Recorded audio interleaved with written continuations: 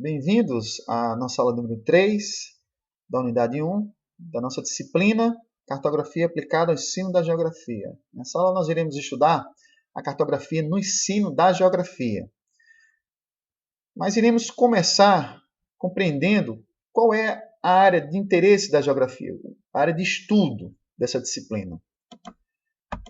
Então, para compreendermos, a cartografia, vamos entender qual é o campo de estudo da geografia, ou o objeto da geografia. Iniciamos aqui compreendendo as perspectivas de estudo a partir do que destacou os prussianos, pais da geografia, Alexandre von Humboldt e Carl Ritter. Para eles, a geografia seria o estudo das leis, das conexões de fenômenos variados. E era de interesse da geografia entender como essas conexões determinavam o modo e a distribuição das espécies, dos gêneros, na superfície terrestre. Então, aqui nós observamos uma pegada ambiental bastante clara no entendimento do objeto da geografia por Alexandre von Humboldt, onde ele vai considerar o estudo de diferentes geossistemas interferindo na distribuição das espécies. Então, por exemplo, como clima, vegetação, relevo, a hidrografia, iria determinar a distribuição de determinados gêneros, determinados tipos de espécies na superfície terrestre, seja de plantas e animais. Então, há muito a geografia deixa claro que ela vem considerando as leis e a distribuição e os arranjos da distribuição das espécies, considerando diferentes variáveis. Um outro objeto, ou considerando, retificando a perspectiva de Alexandre von Humboldt, temos que a geografia também ela se interessa pelos sistemas de relações, mas não só as relações que abrangem a história natural, mas também as que também vão interferir na história da humanidade. Aqui fica claro que a geografia ela também tem interesse, e isso vai ficar bastante evidente na relação sociedade e natureza. Então, essa relação ela parte de determinados princípios teóricos e metodológicos, e que, portanto, existem diferentes fenômenos ocasionados e decorrentes dessa relação. Assim pensou os pais da geografia, como sendo o campo de interesse dessa disciplina. Vamos tomar, por exemplo, aqui a leitura geográfica da ação social no espaço. Então, para entendermos melhor o que os prussianos, pais da geografia, queriam dizer dessa relação sociedade e natureza. Identifica aqui a urbanização enquanto fenômeno da relação sociedade e natureza. Temos aqui prédios, avenidas, construções, arranha-céus, e isso evidencia a aglomeração de pessoas. Esse é um fenômeno que ocorre basicamente em todo o planeta. Só que o geógrafo cabe estudar esse fenômeno, a relação sociedade e natureza, evidenciada na urbanização, considerando diferentes escalas, porque a urbanização ela é observada na sua distribuição na superfície terrestre, ela é em diferentes escalas e intensidades. Ela não acontece de forma homogênea. Então, a urbanização brasileira é diferente da urbanização norte-americana, que por sua vez é diferente da urbanização na Ásia. Existem diferentes escalas do ponto de vista de análise, certo? Tanto escalas cartográficas como escalas geográficas. Diferentes contextos, a urbanização está relacionada a diferentes culturas, certo? Então, temos diferentes formas da urbanização que está diretamente ligado a uma perspectiva cultural. Temos a análise na geografia da urbanização a partir de diferentes correntes teóricas e metodológicas, desde a geografia tradicional, que é a geografia regional, a geografia mais estatístico-matemática, que é a corrente teórica quantitativista, e temos a geografia radical crítica, ou crítica radical, que é a geografia que vai estudar as raízes dos problemas, né, que envolvem as desigualdades sociais no fenômeno como a urbanização, por exemplo. Certo? A perspectiva de entendimento entre centro e periferia, o entendimento sobre a relação urbano e rural, cidade e campo. Então, tudo isso envolve a análise de correntes que possuem, né, diferentes visões para um mesmo fenômeno.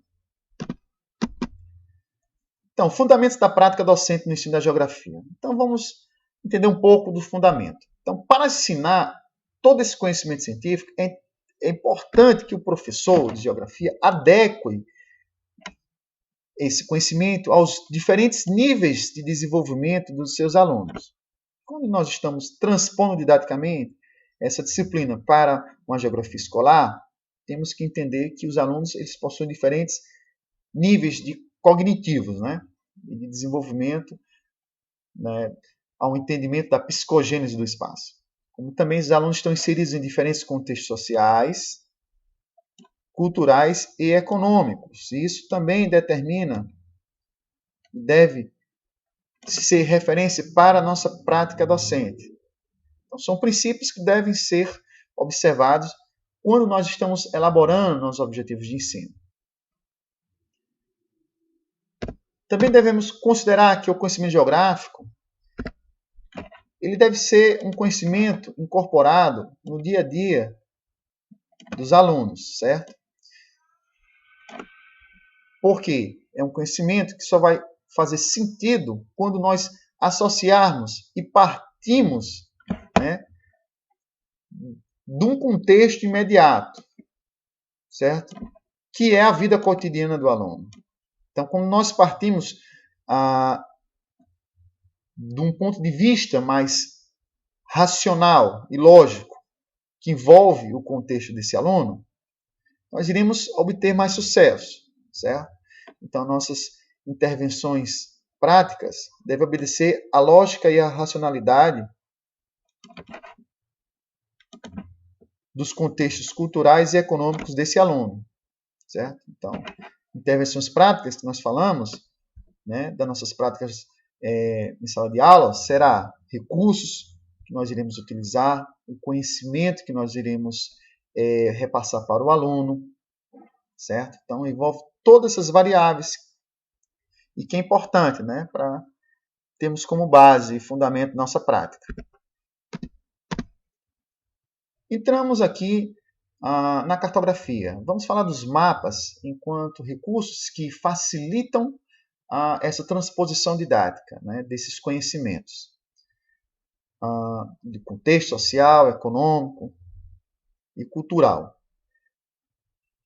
Vamos considerar, né, algumas perspectivas. Por exemplo, o uso dos mapas, segundo alguns autores do ensino da geografia, ele tem sido cada vez menos frequente enquanto recurso.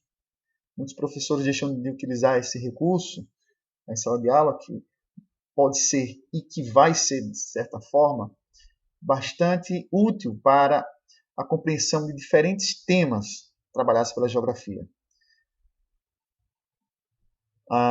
Alguns documentos emitidos pelo MEC visaram a trazer, né, de certa forma, o uso dos mapas para a sala de aula e colocá-lo, né, como sendo fundamental para o ensino da geografia.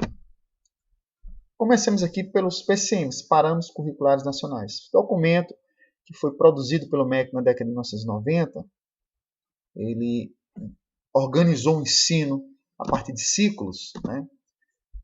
Primeiro ciclo, terceiro, segundo, terceiro e quarto, onde a cartografia era um recurso a ser utilizado e um grande aliado para a transposição didática de diferentes temas.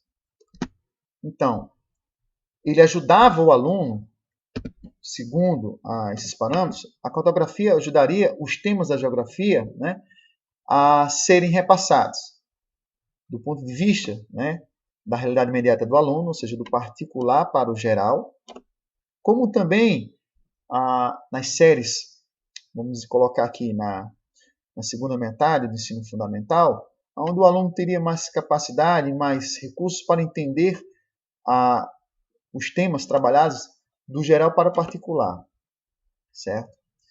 Então, isso aqui envolvia um aspecto mais pedagógico, né, onde a cartografia deveria ser aplicada aos estudos da geografia, onde o aluno iria compreender, né, o seu espaço vivido, a seu cotidiano, para entender, numa escala maior, como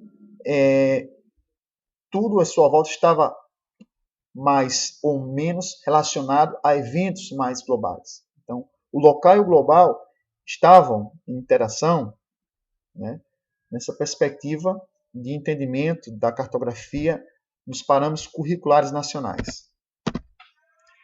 Então, a publicação dos PCNs, de certa forma, né, para um ensino que já havia há muito tempo caducado, que era, né, um ensino positivista, da década de 1970, os PCNs vêm para apresentar, né, diferentes perspectivas de uso desses recursos.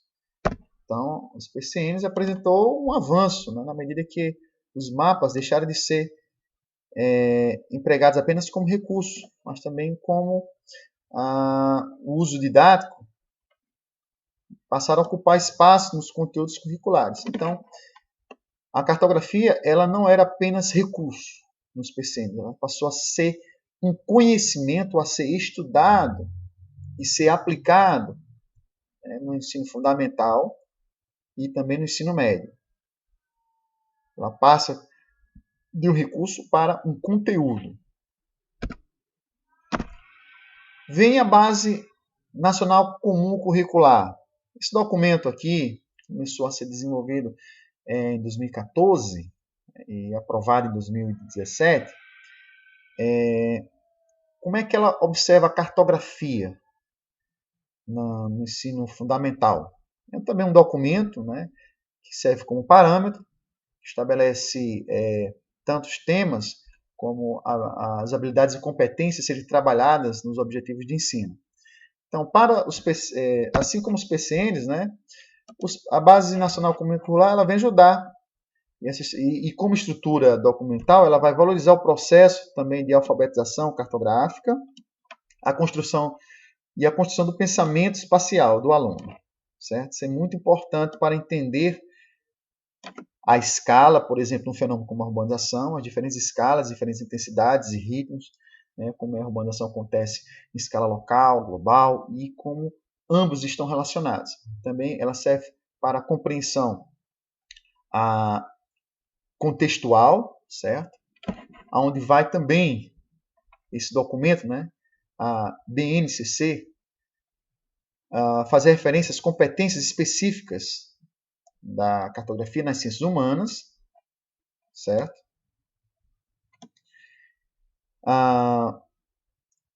E que essa modalidade de ensino é justamente a utilização das linguagens cartográficas no desenvolvimento do raciocínio espaço-temporal. Então, como um documento recente, né, ela também vai valorizar a cartografia enquanto conhecimento, não apenas como recurso, certo? Vamos aqui a alguns trechos, né, do documento, né, da Base Nacional Comum Curricular, que é a nossa principal referência e a mais atual referência para o professor do ensino da geografia escolar. Então, por exemplo, no primeiro ano, como a Base Nacional apresenta o estudo da cartografia nas séries iniciais? Temos aqui a geografia no primeiro ano. Como é que é apresentada pela Base Nacional Comum Curricular? Por exemplo, aqui, existe uma unidade temática que é comum a todas as séries, primeiro, segundo, terceiro e quarto ano, que é aqui as formas de representação e pensamento espacial. Então, Quando você observar essa temática aqui, essa unidade temática, está fazendo referência à cartografia. Então, no primeiro ano, a diretriz é que o professor valorize no currículo, enquanto objetos de conhecimento, os pontos de referência dos alunos, certo? Seja o local, como uma rua, o bairro, certo? O trajeto que ele faz de casa para a escola. E que os conteúdos, segundo essa perspectiva, ajudam os alunos a criar mapas mentais, certo? Criar seus mapas mentais e desenhos, né? Geralmente croquis, de itinerários, certo? Seja de casa para padaria, de casa para escola, certo? De casa para praça. Observar a cartografia também em contos literários, que ajudam o aluno a visualizar, né, os pontos de referência. E histórias também inventadas, como mitos, né, como folclore, e brincadeiras no geral. E que isso, né, sirva como base e referência para que eles comecem a desenvolver seus primeiros mapas, certo? Então, é um aspecto mais lúdico da cartografia, certo? Elaborar e utilizar mapas simples, né?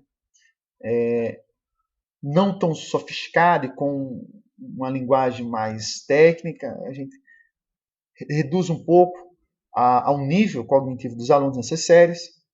Então, que os alunos também consigam ter a noção do que é alguns referenciais dos espaços, né? Como frente, trás, esquerda, direita, certo? Para identificar, por exemplo, futuramente os pontos cardeais, como sul, norte, leste, oeste, em cima, embaixo, e ter o corpo como referência espacial. É uma perspectiva mais piagetiana, né? De pedagogia, certo? Onde obedece, né, todas essas características aqui do aluno para que ele tenha condições de compreender uma cartografia mais técnica, certo? É preciso que ele compreenda esses elementos básicos da psicogênese do espaço.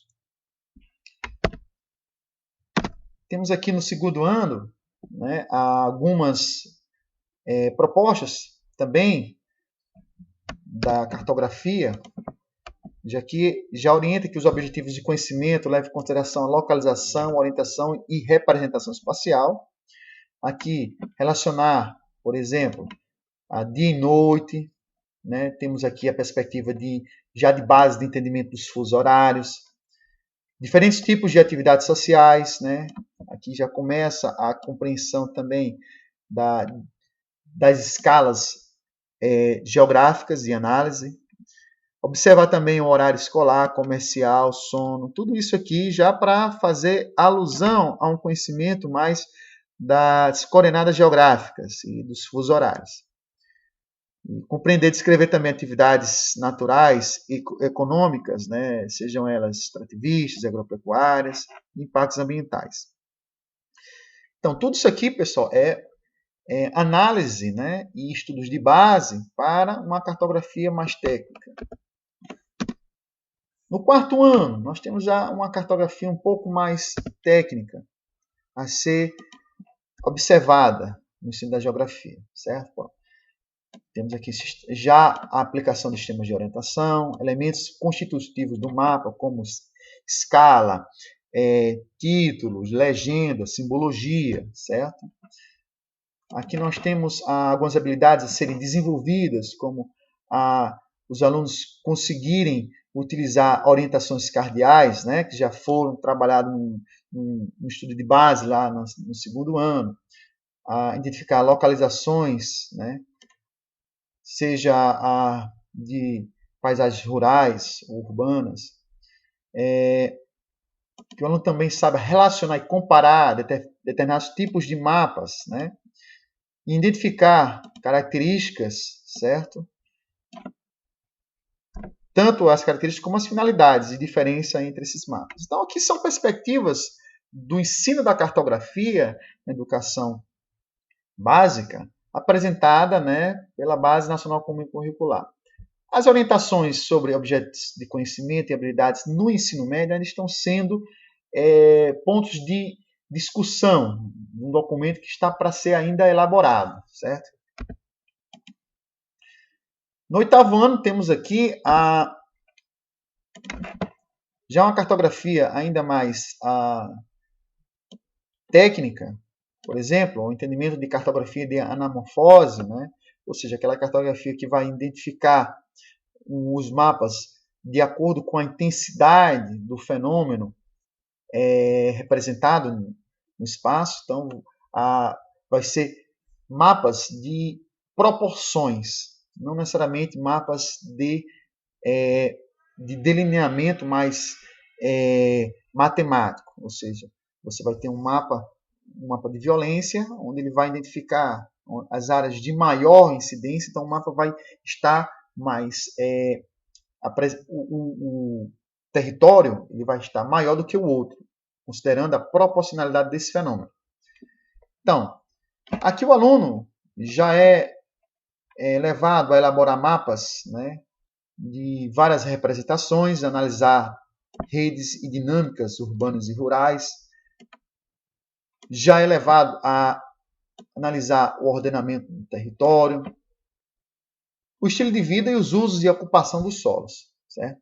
Tanto em continentes como a África, como a América do Sul e do Norte. Então, mapas que falam e mapas que calam. Existem essas duas perspectivas de utilização do mapa. Então, os mapas como equipamentos pedagógicos das escolas, certo? Vamos ver o que se trata. Então, o emprego do mapa em sala de aula, ele tem duas perspectivas. Você pode usar o mapa de forma empírica para alcançar alguns objetivos imediatos, certo? Ou você pode utilizar o mapa de maneira mais racional, como uma forma de comunicação e expressão, certo?